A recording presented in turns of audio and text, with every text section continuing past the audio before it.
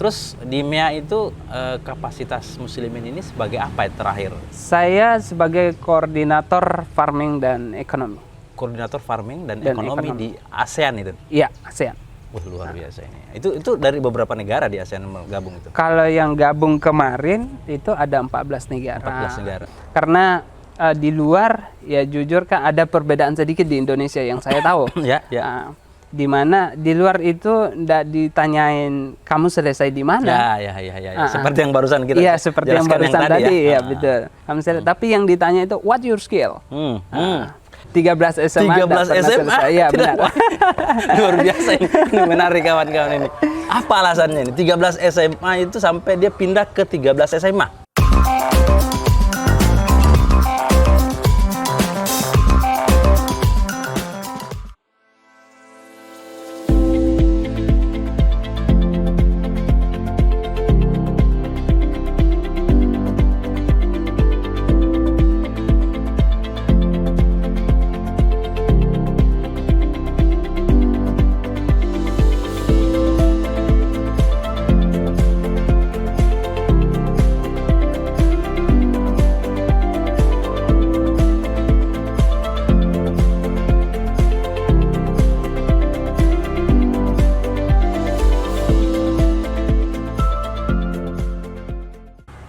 Assalamualaikum warahmatullahi wabarakatuh. Waalaikumsalam warahmatullahi wabarakatuh. Ketemu lagi kita di Giant Channel, bukan mata batin.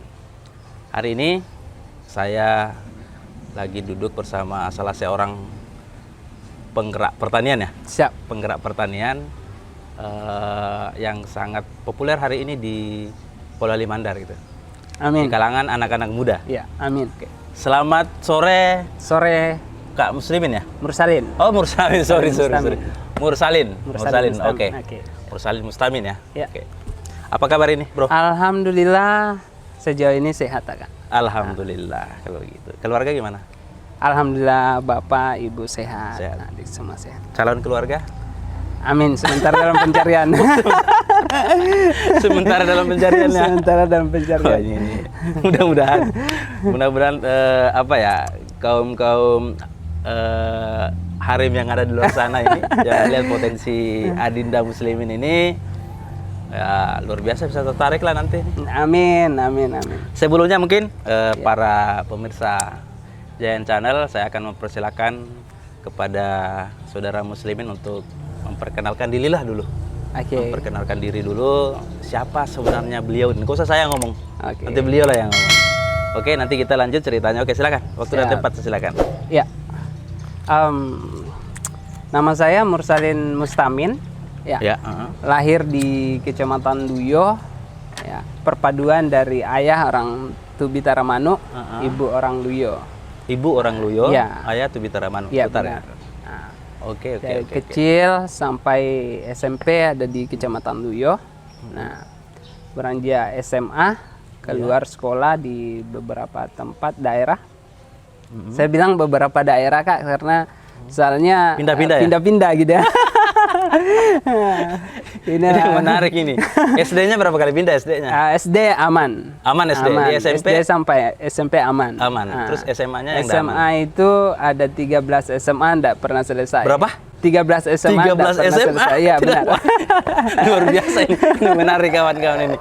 Apa alasannya ini? 13 SMA itu sampai dia pindah ke 13 SMA? Ya, mungkin karena faktor kenakalan remaja lah ya. Gitu. Akhirnya dari SMA yang satu pindah lagi ke SMA yang lain dengan kasus yang sama lagi, pindah lagi, gitu-gitulah. Sampai di provinsi tetangga Sulawesi Selatan, sempat di Tanah Toraja, sempat di Makassar, sempat di Parepare. Coba bisa disebutkan nggak? Masih ingat nggak SMA ya, apa saja? Masih ingat. Kalau di Tanah Toraja itu ada STM Harapan dan juga pada waktu itu di tahun 2004 masih berstatus sebagai STM terbaik di Indonesia, STM Tagari. STM Tagari. STM Tagari. Oke. Dan selepas di STM Tagari pindah ke Makassar. Sama 28 Bajigau. Iya. Luar biasa. Akhirnya tidak lama kemudian pindah ke Parepare, pindah ke Bone, tapi itu tidak lama sekolahnya. Pindah kembali ke Polman. Pada akhirnya kembali ke sekolah awal, Madrasah Aliyah Di Polman, di Ah. Lampak sana, Kecamatan Mapili. Pas mau masuk ujian ada problem lagi, akhirnya keluar. Udah enggak sekolah lagi. Berpikir untuk gimana ndak di Polman gitu, ndak enak sama teman-teman, ndak enak sama keluarga. Akhirnya hijrah lah, Kak. Saya menariknya begini. Itu kan 13 SMA. Iya. Itu kasus yang sama ya? Iya, kasus yang Itu sama. kasus apa kalau boleh tahu? Nakal ya. Masih zaman-zaman yang keroyokan gitu, dikeroyok, tawuran gitu. Waduh, ternyata ini jenderal tawuran ini. Jenderal tawuran SMA ini. Sampai ke 13 SMA luar biasa. Nggak ada luar biasanya kan. Nggak selesai sekolah kan. Tapi saya rasa begini, kalau persoalan sekolah dan tidak sekolah ya, kalau saya melihat itu kan, itu cuman sekedar tingkatan formalitas yang seharusnya dilalui. Gitu. Iya betul.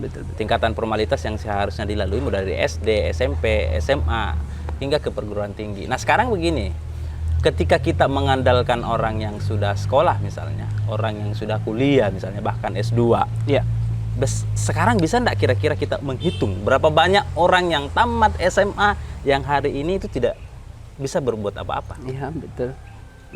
Jangankan SMA, S1 saja. Hingga hari ini berapa banyak S1 yang menganggur? Iya betul. Tidak mempunyai kerjaan apa-apa. S2 bahkan? Iya. Ada bahkan yang S2. Iya, betul. Ya kan? Dan itu masih saya dapatkan di luar-luar ya. Maksudnya ada beberapa jawatan di mana partner kami itu yang sudah selesai S1, S2. Nah, sementara ya kami sendiri hanya ya S2 juga, SD SMP. SMA-nya tidak tahu. Oke, ini menarik. Jadi satu sosok yang sangat luar biasa ini.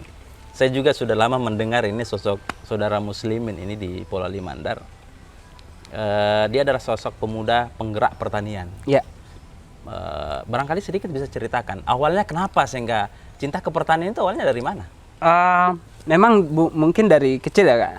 Dari kecil kami memang dibimbing sama orang tua, diperkenalkan. Ya memang karena orang tua kami petani. Iya. Jadi dari kecil itu mungkin memang aura-aura itu tumbuh sendiri. Iya. Akhirnya ya mungkin pas beranjak ke dewasa itu di tahun 2005 Kak sudah keluar ya. Saya sudah keluar dari Polman. Terus sampai masuk ke negeri jiran Malaysia. Tahun 2012 itu ada sebuah lembaga NGO yang memang aktif dalam pemberdayaan, khususnya untuk pertanian dengan ekonomi. Iya. Akhirnya kami direkrut dan di sana kami banyak belajar mengenal dunia pertanian seperti apa, baik itu pertanian dan perkebunan. Iya. Akhirnya 2012 direkrut, belajar 2014 itu baru bisa baik serius betul-betul dalam mengelola dunia pertanian seperti apa. Iya. Akhirnya di lembaga itu ya kami diberikan sedikit kepercayaan untuk mengkoordinir di bagian farming dan ekonomi. Oke, siap. Nah, itulah yang membuat kami keliling. Akhirnya di sana kita banyak ditemukan tempat-tempat dari berbagai macam jenis pertanian yang mungkin tidak ada di Indonesia. Iya. Tapi saya berpikir pada waktu itu bahwa kok saya terlena ya di negeri orang gini. Mungkin sudah saatnya saya pengen kembali ke Indonesia. Gitu. Terus sebelum pindah ke Indonesia, perekrutan saat itu memang gimana bentuknya sehingga Muslimin ini bisa masuk dalam kategori perekrutannya mereka itu? Mungkin karena saya jenis orangnya mudah bergaul Kak. Maksudnya mudah cari teman. Jadi dari teman ke teman sih Kak. Karena di luar ya jujur Kak ada perbedaan sedikit di Indonesia yang saya tahu. di mana di luar itu ndak ditanyain kamu selesai di mana. Ya. Seperti yang barusan kita Iya, seperti yang jelaskan barusan tadi ya, ya. betul. Kamu selesai, tapi yang ditanya itu what your skill. Saya sepakat itu. Betul. What your skill. Nah, ketika kita coba memaparkan apa kemampuan kita, di sana mereka mencoba ini mungkin melirik potensi yang ada dalam diri kita. Iya. Jadi gini, saudara-saudara sekalian, saya di kalau tidak salah di video kemarin itu saya sempat menjelaskan masalah itu. Ada paradigma berpikir yang saya lihat ini itu di mata orang tua ya. Orang tua hari ini yang menyekolahkan anaknya mereka. Di paradigma berpikir mereka itu ketika mereka menyekolahkan anak lalu kemudian kuliahkan mereka, itu dengan harapan bahwa setelah kuliah dia harus dapat kerja. Kan itu kan apa ya? Itu yang menggerogoti pikiran orang tua, terus kemudian mendoktrin anaknya, sekolah, kuliah, setelah itu kerja. Nah, yang terjadi kalau saya lihat memang yang paling utama sebenarnya adalah skill. Skill, kemampuan. Apa yang kau punya? Skill apa yang kau punyai, gitu kan? Betul. Ketika kau tidak mempunyai skill apa-apa, ngapain? Benar. Sekolah tinggi-tinggi tidak punya skill apa-apa yang bisa kau jual ke masyarakat? Betul. Maksudnya menjual dalam artian bahwa inilah aku, inilah gitu kan? saya. Inilah saya, gitu kan? Kemampuan saya bisa seperti ini. Betul. Seperti itu. Oke, lanjut. Ya, saya rasa ya inilah yang jadi PR besar untuk kita, Kak. Maksudnya ya khususnya kalau kita berbicara tentang Polewali Mandar hari ini, bukan hanya Indonesia, Sulawesi Barat, betul. Polewali Mandar ya khususnya. Ya saya lihat, Kak, di sini kita masih minim sekali tentang terobosan-terobosan baru, karya-karya generasi baru. Padahal sebenarnya untuk yang mendukung kemampuan daerah berkembang itu sendiri adalah kapasitas generasi itu sendiri. Iya. Ya salah satunya tadi, Kak, ya mungkin yang jadi problem doktrin dari orang tua itu untuk menyekolahkan. Yang penting belajar di atas meja itu dikatakan belajar.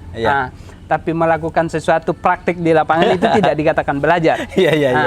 Nah, inilah yang menjadi dasar PR kita bersama bahwa paradigma ini yang kita mau geser. Betul sekali. Dan alhamdulillah, Kak, 3 tahun kedatangan saya di Polewali Mandar ini dan aktif di bidang pemberdayaan pertanian khususnya dan UMKM. Nah, saya melihat bahwa alhamdulillah SDM kita ini sudah mulai ada gambaran sedikit. Bukan karena faktor kedatangan saya, tapi karena memang generasi itu sendiri juga sudah mulai ada update ya, ada pandangan tentang masa depan, kira-kira 5-10 tahun ke depan saya mau ngapain gitu. Terus sebelumnya nih, waktu di itu ada apa sih namanya kemarin? Di MEA. MEA. Terus di MEA itu kapasitas muslimin ini sebagai apa ya terakhir? Saya sebagai koordinator farming dan ekonomi. Koordinator farming dan ekonomi di ASEAN itu? Iya, ASEAN. Luar biasa ini. Itu dari beberapa negara di ASEAN gabung itu? Kalau yang gabung kemarin itu ada 14 negara. 14 negara. Iya, ada juga di luar ASEAN seperti halnya Sydney, Australia, Taiwan, itu juga tidak, tapi mereka bekerja sama. Terus dari beberapa negara yang pernah muslimin lihat ini potensi-potensi pertanian sebenarnya yang lebih potensial itu di daerah mana? Ya, saya harus mengakui dong negeri saya sendirilah, Indonesia. Terus apa perbedaan ketika melihat kondisi yang ada di Indonesia, lalu kemudian kondisi yang ada di luar sana? Seperti kita tidak bisa pungkiri bahwa kemajuan pertanian yang ada di luar sana, contoh misalnya mungkin di Thailand, kan? Thailand, Chinese misalnya. Di sana mungkin potensi pertaniannya sama dengan potensi kita, cuman skill, keinginan dan cita-cita orang-orang yang ada di sana mungkin tidak seperti dengan angan-angan kita, gitu kan? Betul. Jadi gini, Kak, saya mau cerita sedikit. Ini agak menarik nih. Saya ada salah satu teman, dia keturunan Bugis, kakeknya Bugis, tapi dia lahir di Thailand Selatan, Patani. Nah, beliau ini petani. Beliau petani dan hebatnya pekerjaannya itu profesor, dokter. insinyur. Ya, lanjut. Ini asik ini. Jadi saya tanya pada waktu itu, saya akan akrab banget sama dia. Saya tanya, bro, ini untuk memulai ini caranya gimana sih? Iya. Karena kalau sebahagian perkebunan kelapa di Thailand itu yang keren-keren yang biasa kita mungkin lihat di YouTube, di TV, itu milik separuh saham dia milik dia. Oh, iya. Nah, saya tanya, dia bilang, Lin, perlu kamu tahu bahwa tahun 80-an, tahun 90-an itu orang Thailand ke Indonesia belajar pertanian. Iya, belajar pertanian. Nah, orang-orang Thailand ini kembali ke Thailand itu sendiri untuk ngembangin pertaniannya. Tapi minta maaf ya, bukan saya mengucilkan Indonesia, tapi kalau kita berbicara soal pertanian antara Thailand dan Indonesia hari ini, karena saya juga sering main ke Indonesia, ini kata beliau, tapi jauh sekali perbedaannya, baik dari teknologinya, SDM-nya. Nah, saya pelajari sedikit ini, kan ada yang hilang memang di kita. Ya. Apa itu? Kira-kira? Bukan hanya di Polewali Mandar ya, bukan hanya di Sulbar, tapi di Indonesia. Edifikasi. Ya. Sistem edifikasi. Nah, ini yang selalu saya gaungkan ketika ada beberapa teman baik dari instansi itu sendiri maupun swasta yang datang, coba kira-kira apa yang jadi pembeda antara di daerah kita ini dengan negeri-negeri luar, yaitu tadi yang saya bilang, Kak, edifikasi.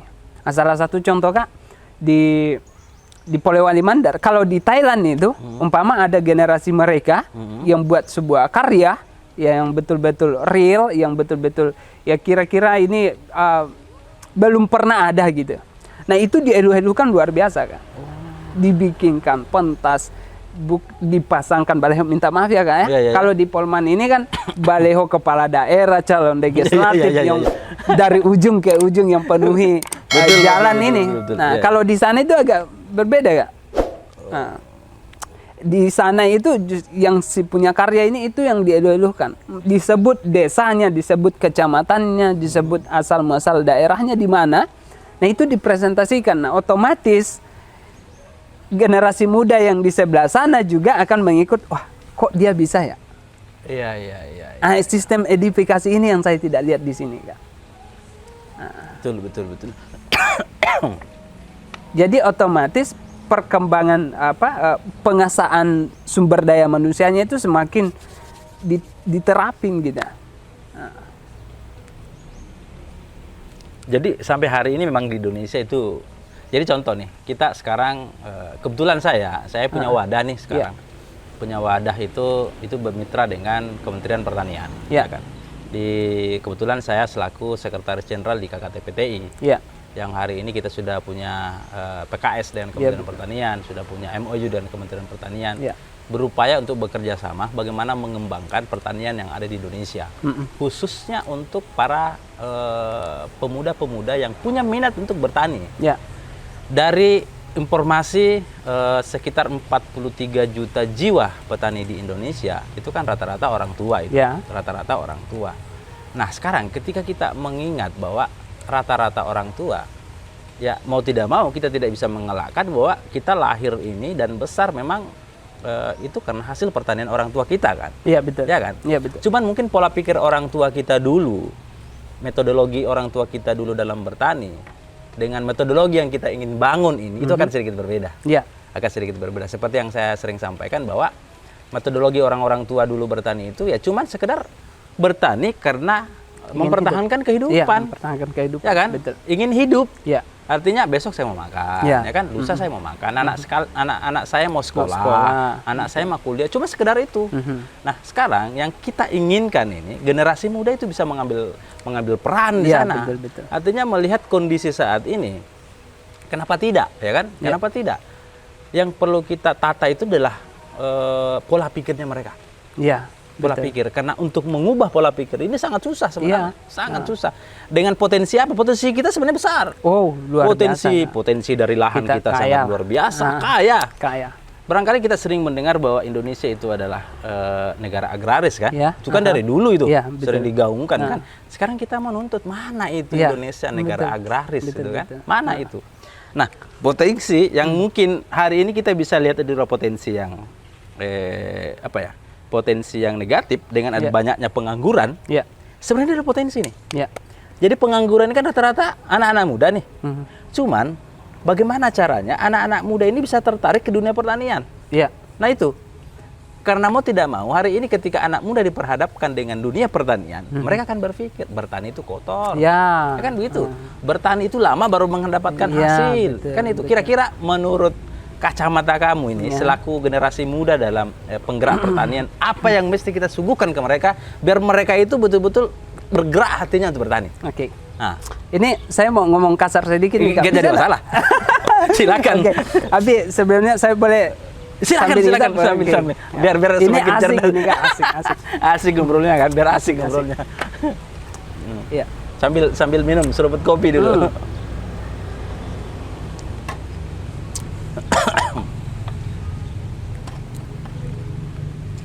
Disambung juga ini. Oh ya, mantap ini. Oke. Jadi kembali lagi Kak ke tahap dasar. Salah satu contohnya kata edifikasi itu kan luas Kak. Nah, tabe ya Kak ya, tabe. Kemarin Kementan sempat menyebutkan pemilihan duta petani se-Indonesia. Duta petani milenial. Duta petani milenial. DPM. Itu masing-masing provinsi ada perwakilan. Ya. Dan sebenarnya diharuskan itu masing-masing, jangankan provinsi ya, harusnya sampai ke desa, sampai ke dusun. Ada duta petani dusun di sini. Nah, sedangkan di Sulawesi Barat ini Kak, maaf, saya belum pernah ketemu batang hidungnya siapa duta petani kita hari ini. Saya bisa koneksikan kalau yang itu. Oh gitu. Iya. Nah ini Kak yang jadi persoalan. Jadi generasi muda ini maaf ya Kak ya, kalau pengalaman saya generasi muda itu selalu butuh semacam acuan bahwa namanya itu dieluh-eluhkan. Iya. Namanya itu dieluh-eluhkan. Nah, ketika muncul salah satu contoh tadi, duta petani milenial Sulawesi Barat si ini. Nah, duta milenial Kabupaten Polewali Mandar si ini. Duta milenial petani Kecamatan Duyo Kecamatan A, B si ini. Desa si ini. Nah, otomatis yang lain juga syaratnya apa? Dia akan tanya, syaratnya apa untuk menjadi duta petani itu? Saya juga ingin ditampilkan di tingkat nasional. Ini negara besar, ini bangsa yang besar. Betul. Nah, ketika hal ini kita bisa terapkan, otomatis si A, si B, sampai si Z juga itu termotivasi dengan sendirinya untuk melakukan hal yang sama yang dilakukan oleh duta petani milenial itu sendiri.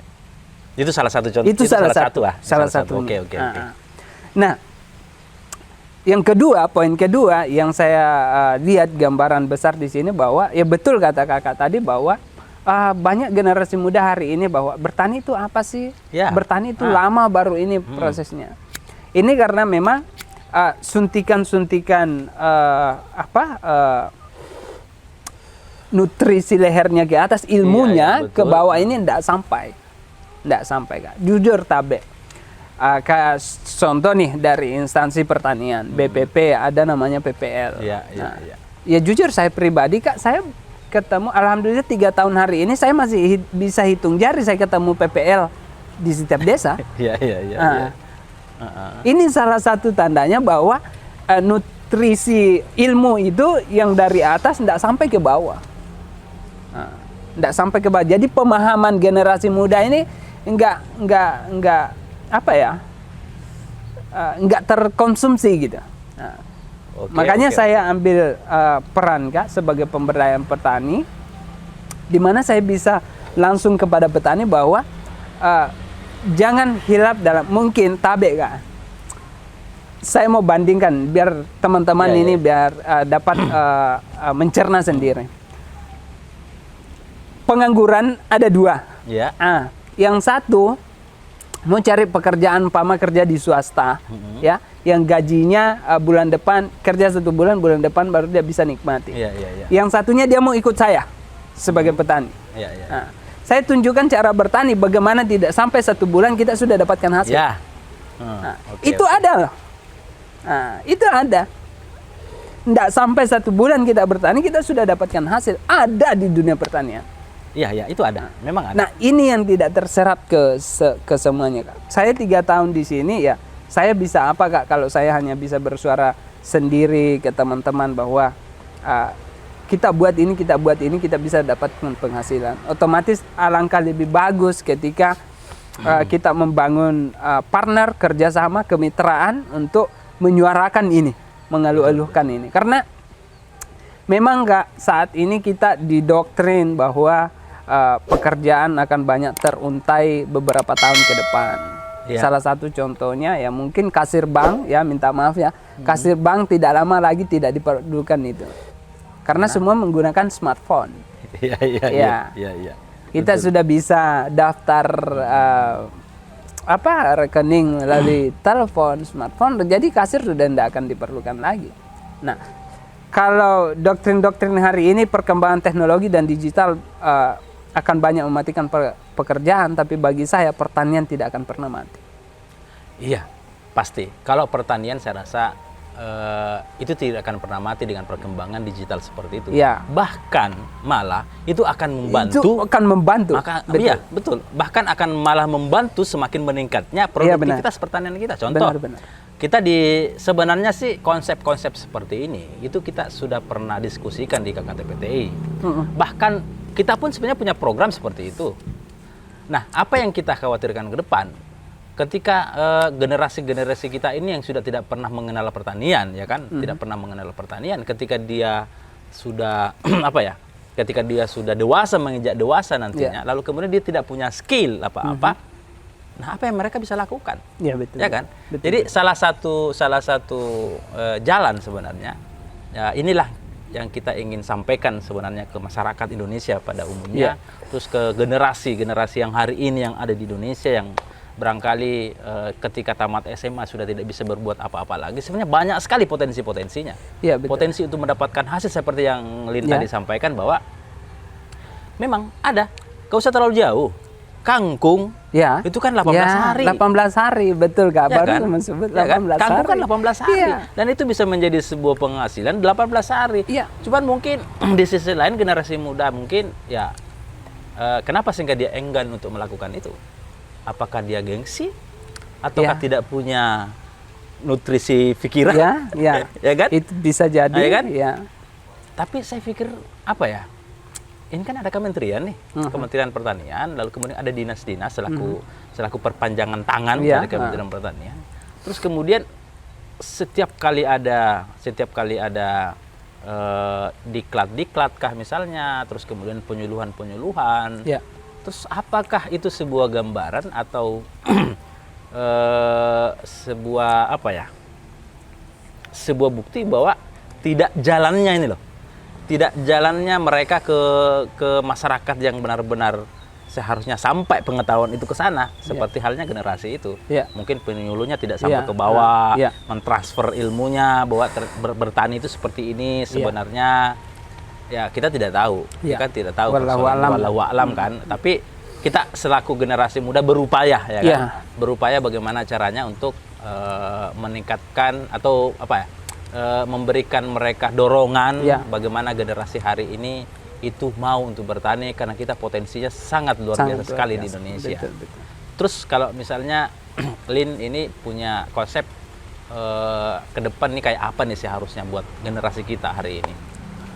Ya, kalau saya, Kak, kebetulan kemarin alhamdulillah dapat kepercayaan sedikit dipanggil oleh Pemda untuk ikut berpartisipasi dalam agenda Musrembang Kabupaten.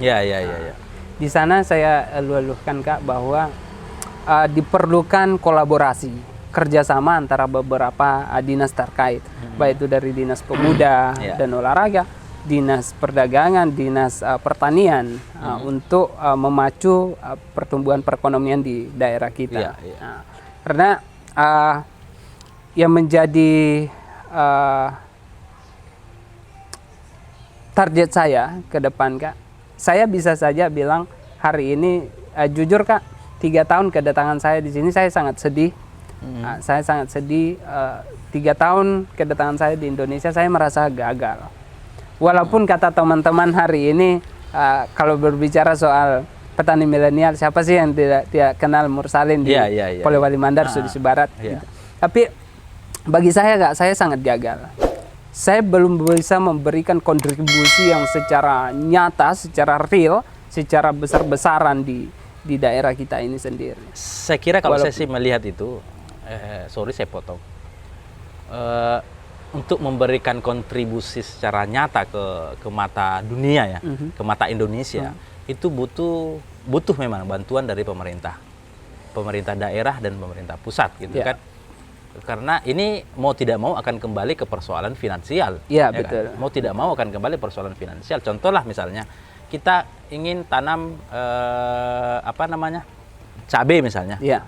Otomatis kita butuh bibit. Iya, Ya kan? betul. Kita butuh bibit. Setelah kita butuh bibit, kita punya lahan nih misalnya. Walaupun misalnya pengelolaan lahan kita bisa keroyokan, tapi di sisi lain ada hal yang mendukung yang barangkali tetap butuh finansial. Contoh misalnya pupuk. Iya, betul. Ya kan? Contoh misalnya pupuk misalnya. Itu kan finansial. Iya, gitu. betul. Dan itu butuh koherensi dengan Dinas Pertanian, lalu kemudian koherensi dari Kementerian Pertanian. Karena kalaupun misalnya itu tidak didukung kalau cuma sekedar didukung secara moral, saya rasa agak berat. Tapi kalau didukung secara moral, finansial, dorongan seperti itu, saya rasa itu akan bisa terwujud dengan baik itu. Sekali. Jadi harapan kita kan seperti itu. Barangkali bisa disampaikan nih ke Kementerian Pertanian Kak, atau ke silakan. Makanya Kak, 2021 kemarin, alhamdulillah kami bekerja sama dengan pemerintah kecamatan kami. Kami membuat sebuah agenda yang kalau kita coba searching Kak, itu belum pernah ada di Indonesia. Itu Kemah Bakti Pemuda Tani. Kemah Bakti Pemuda Tani. Iya. Terus materi-materinya apa di sana? Materi-materinya itu mulai dari pemberdayaan bagaimana mengelola tanah, bagaimana mengelola semu nyemai, dan pokoknya sampai ke hilirisasi. Cara penjualan, betul. Sampai semua diisi dalam itu, diadakan selama 4 hari. 4 hari 4 malam. Nah di sanalah alhamdulillah pada waktu startnya Kemah Tani itu Luyo yang ini kata Pak Bupati sendiri ya, Bupati sendiri grade-nya itu naik. Kalau Polewali di tahun 2021 di grade A, di grade A, Kecamatan Luyo itu ada di grade A+. Oh, jadi ini kabupaten lebih di bawah daripada kecamatan. Ya, begitu. Itu alhamdulillah disupport dari segi pertumbuhan pertaniannya itu luar biasa, Kak. Karena di sana ada beberapa desa yang kami betul-betul bina, masuki, dan kami perkenalkan dunia pertanian bahwa potensinya itu luar biasa. Nah, kesadaran ini sudah mulai terbuka. Yang tadinya kan Kecamatan Luyo dikenal juga salah satu kecamatan penghasil tanaman kakao, Kak, coklat. Tapi sudah tidak produktif lagi, sudah tua kan. Jadi kami buat replanting. Buat replanting sembari menunggu bibit baru, kita coba buat pertanian hortikultura. Begitu.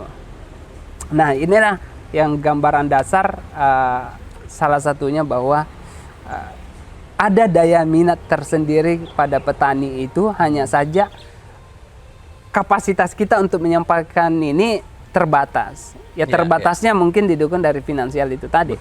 Karena jujur Kak, alhamdulillah sampai hari ini saya berjalan belum ada kerjasama dengan instansi pertanian itu sendiri, baik itu berbentuk swasta, lembaga ataupun apa bentuknya. Itu kan saya easy going aja. Ketemu dengan petani, udah kita cerita pertanian, kita mau bertani apa Pak? Ini kita, saya mau bertani cabai nak, kira-kira gimana? Ya udah kita tunjukin, coba kita buat begini. Gitu-gitu aja. Ada nilai edukasi juga kepada petani-petani yang lain kan. Nah ini saya pernah mendengar nih cerita dari Lin kemarin.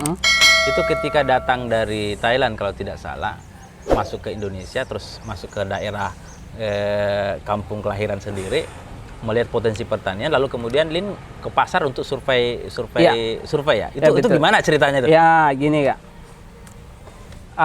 Kemarin terakhir saya Kak Brunei Darussalam. Dari Brunei. Brunei Darussalam. Negara terakhir yang kami masuki sebelum saya resign, Brunei Darussalam. Sampai di sini saya 4 bulan bikin riset Kak. 4 bulan bikin riset Ya, 4 di bulan buat riset. di Polman. Di Polman. Ya, Sulawesi Barat. Sulawesi Barat. Ah, Oke, Sulawesi oke, Barat. oke. Riset pertama yang dilakukan apa itu? Riset pertama saya cek potensi sumber daya alam. Oke. Sumber daya alam kita kira-kira apa. Di sana saya lihat kakao, ada kelapa, berbagai macam lah. Iya.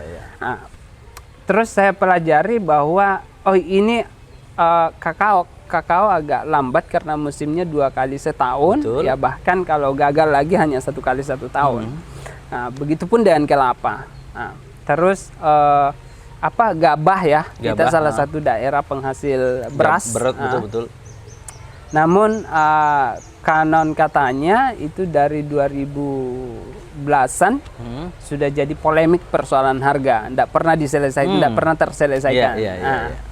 Akhirnya sudah cek sumber daya alam, saya coba cek pasar untuk hortikultura. Oke.